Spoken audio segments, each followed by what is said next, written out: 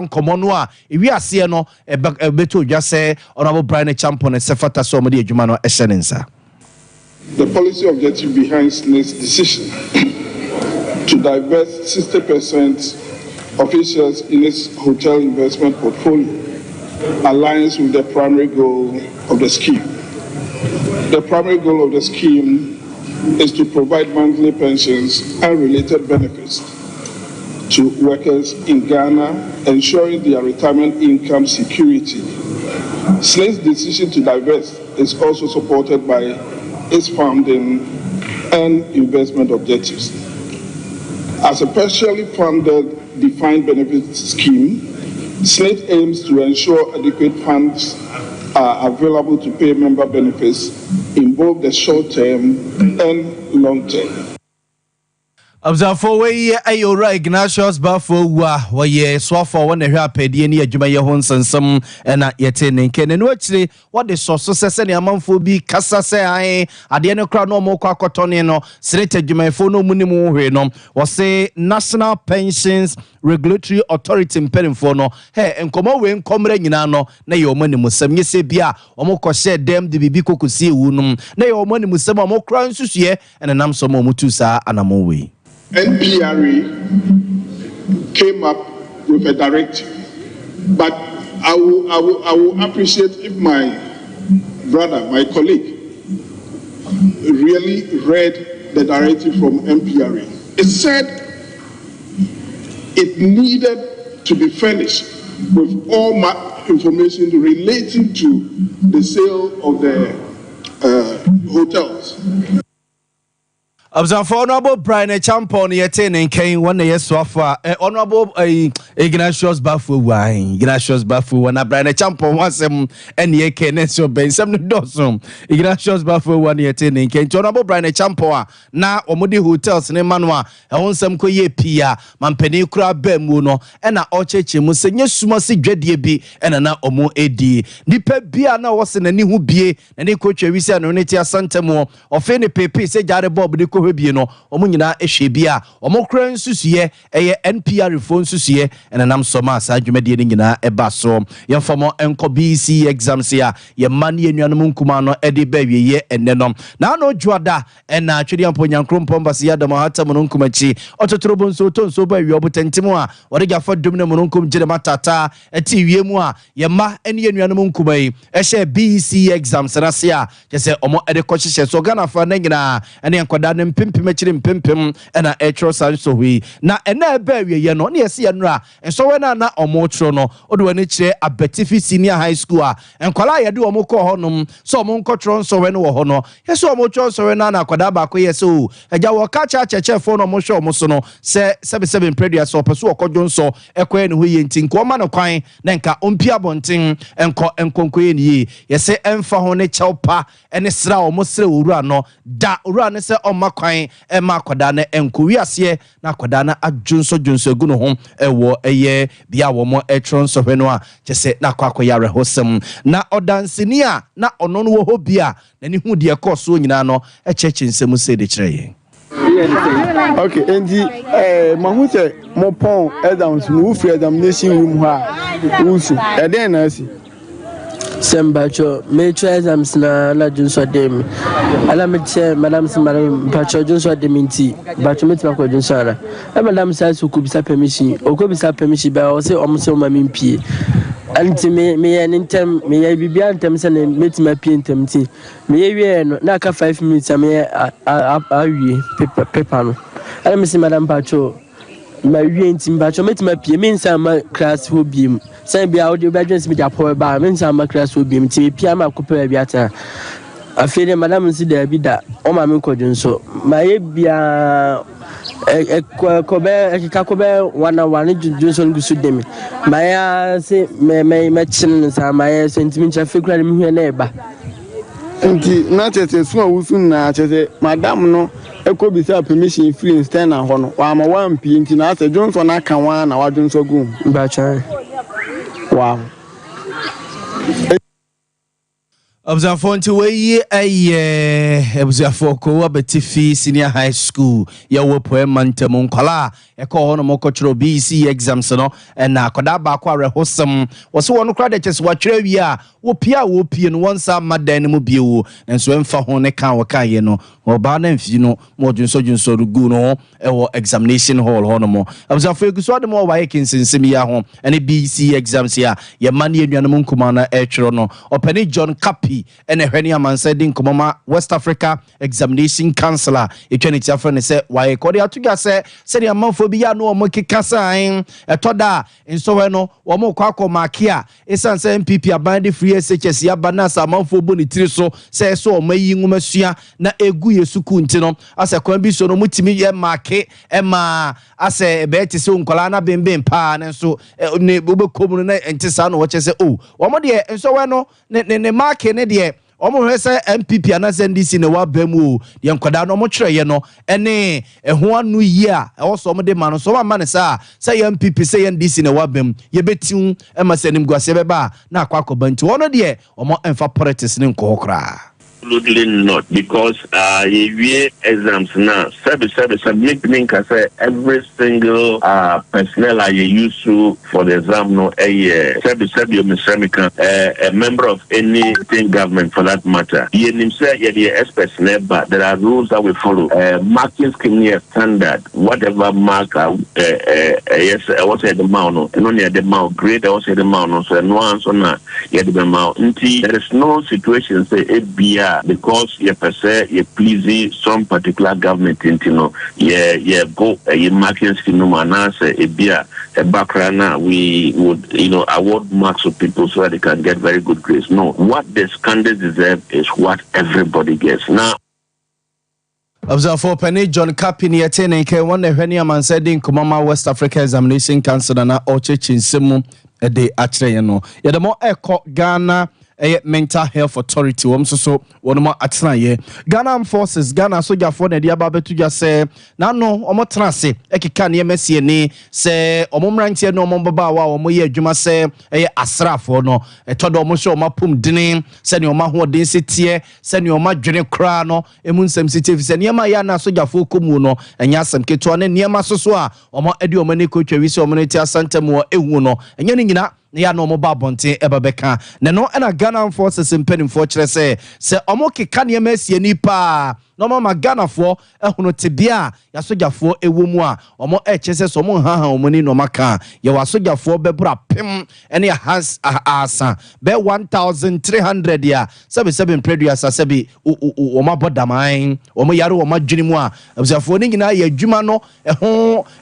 fiafia ho ene niema omo efemu ene ya na ekoko wie saa na sansem wo ya Ghana Forces asojafo mpedimfo de babetu dwei na ejaso mpa fm nsɛmkyɛfo yɛ sɛ yɛne animdifo a doctor for ma bene wa dwene mum yare enkokodi nkomo ɛno nti ne doctor kwesi osɛe edi nkomo na o kyɛ so no kra de ne asojafo ya ba bɛka kra de yesoma no ne nko hwese nke bɛkɔ anim ebisa asojafo ne ma omu hunu o mani so no o sɛ bebrebe je so ma bɔbɔdam go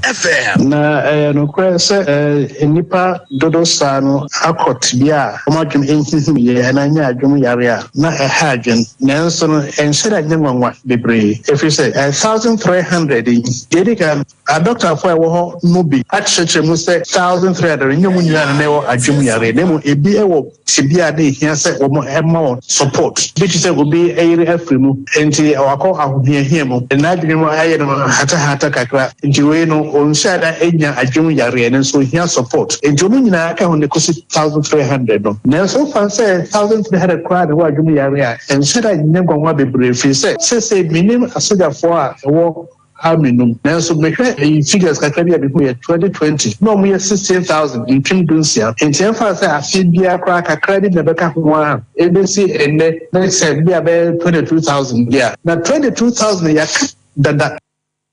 for Dr. Kwesi was say and yet no and king a VM for more enco court way. Accra High Court to Quassetna enra Ningina a branch and an apia men's good and wire among Fusika Kofan in Samoa Kesasemi I am precotusua the beer court to Cotana Semneswa na kwa bibi honomo na ya boss semno atu a day ago na enra Accra High Court to Quassetna Justice Ernest a usuda pa and a etinum se utemuafo and o catching an apia mensa and a lawyer say someone penetum penunua if reach neko and also don't for ya dum na watch ye kwaku simuno or mon former dance here and no mon crata metunim hello mama me jino no mama ye nen for munsa amefa for mutiro sai and asem no da hono in so bia nyinem nti ye mo asem ntungu ono otemuafo Justice Ernest usuda pa if you say amount for a jet amount for sika and a ecosano into the napia mensa nhyase and for na dance and in kratamra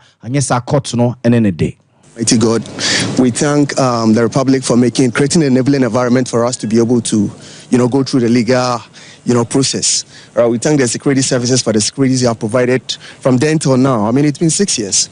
So today, yes, we had some acquittal, we had some gain. We disagree. We very much disagree. But it is worthy of note that the disagreement does not in any way erupt the judiciary and then the courts. Yeah, so, I would speak with the defense legal team, and then we would consider and then explore all necessary rights to redress, under the parameters of rule of law. So, it's a win for Ghana. It's a win for rule of law. We have always maintained. Observe to way and an apia mensa na mwai no mu mra court no si ni gina yewie ya eja woso ne na lawyer for kweke kane mesi ni no modo o madanse beto court ani mu no na na on nsɛmtwefo di nkomo na wo kyese atentene ne no ene se ne mra ne sitie no o mu fi se ne kwan so ano no one na lawyer for bekwa kweke ko mu nkrata sie ni na ebra otimu for Justice Ernest usuda pa ase no o modo o madanse no mu nkrata ba begu eye court no enim ye to so na ye de mo akọ kwayo ho nsensem na Professor Bechi Esiedu a Dean of School Natural Resources at University of Energy and Natural Resources so they are together say baby o my Ghana ye di ani ekire no so twedi amponyankro mpomba se ya do mahata mu nkumachi so wan fakwam no ko fafichi kakra bi a ekomti a ebetie sikure mu anyasem keto ne nyina eye emfifimu bia no mo aye efa yesu ene ye ban a ye de call eye enema otwedi amponyankrompon e de adom yen awo yen sase ene yen sase mu ni ehwehwe mu na pini nyina no ye mo eho po na ye ne aban mu enyumafo ne omomo hwe policies so eni nkomo ne ba nsumunam no ahono ye hwe se be in 6 years time 2030 ewiase nyina ya kasa sustainable development goals sign ena eno no ebeko nse Ghana ha no yedodo no ye economy ye wo sisia ne yedodo be 30 million ene ehu se ye friend say enam so no ya ye hwe no enam no nsumunam no ne na boa mankwala nyini ema omadwimu eye kama ye hu se nkwala bi wo no ma aso munyini omuntimi nyini ye se ye fa Ghana population na ye hu so ye be almost 10%. Observe way a Professor Bechi Esiedu and yete ninken. Afeyen for more enco Professor John Evans Fifiata Mese. Offering equaja what to the being. Observe for Ghana man penny dada when you baby ekro natina ye and ye kwe. Okay, can you messy near and any infiedu me no pepe 12 years pepe and as a fee and infiedu me no 12 years ya papay ufront money tinti memra na ote akunyaso and unti Atamels Memorial Heritage in Penny for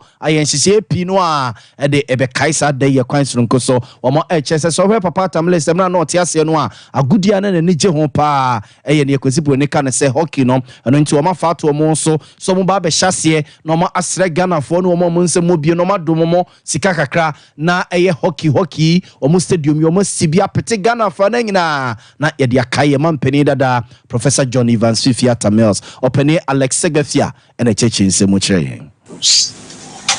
On Friday, the 19th of July, 2024, at 2 p.m. at the CD Conference Center, University of Ghana, the 12th John Evans Atta Mills Commemorative Anniversary Lecture will be held. The keynote speaker is Kwesi Pratt Jr., Managing Editor of the Insight newspaper. Observe to way a European Alexa Gafiani yet in can which the Yura ato ahoy so eja eba aye Atta Mills Memorial Heritage Winston Semwa on also a board member or the kakra esoso. Of the 10th commemorative lecture delivered by Chatuchikata. The chairman of the occasion was the chairman of the Council of State, Nana Putu. So he cut across. And as you know, your own Kwesi Pratt lecture is going to be chaired by Justice Kubai, who is not known exactly to be an NDC. So we try to cut across. But I think if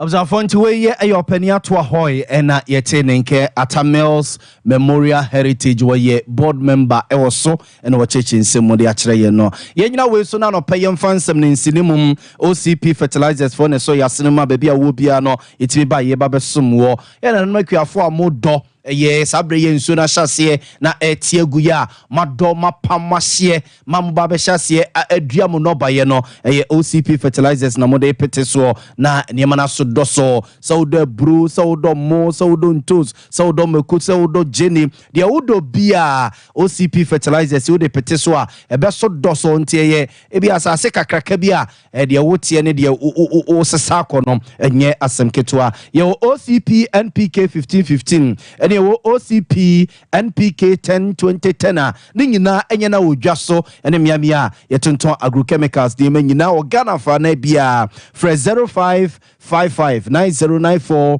3705 559094 37 and 0555909433 na yeni enkomo democracy cup no so e baso yakopon eya domwa na wochi aye kwa korem no next week Wednesday na e baso e wo Accra Sports Stadium we e Krobia Sante Kotoko ene House Folk ene de feso e wo Accra Sports Stadium ticket no ukuta 20 Ghana obenya bi ukuta 50 obenya bi na ukuta 100 na chese VIP na woko na wakwa akotena yakopon ya domwa nyasem ketwa Krobia Sante Kotoko besa tia ha sibiu nti yamfansi ya kukwa ne chinchin fidie ne de maame Azuka Calvin ekoba jesisi mpremu ne tayechi ama bebia wo bia na no pa yetimi ba ye ba besomwo mede ne nsesan na ya bo amale bia boga anopa so na busuya ya mamo achie bia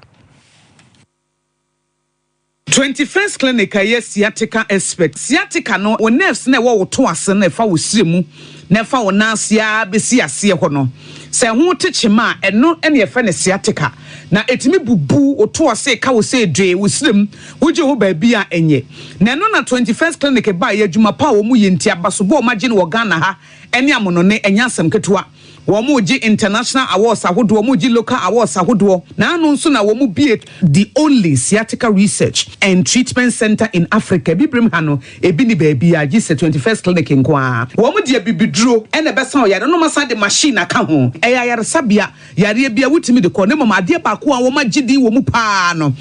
sciatica ena stroke nso de kwa diabetes ne hypertension ne ade Ghana ha ba bia wo mo ho 0540 311 311 0540 311 311 na 21st clinic wo mo sciatica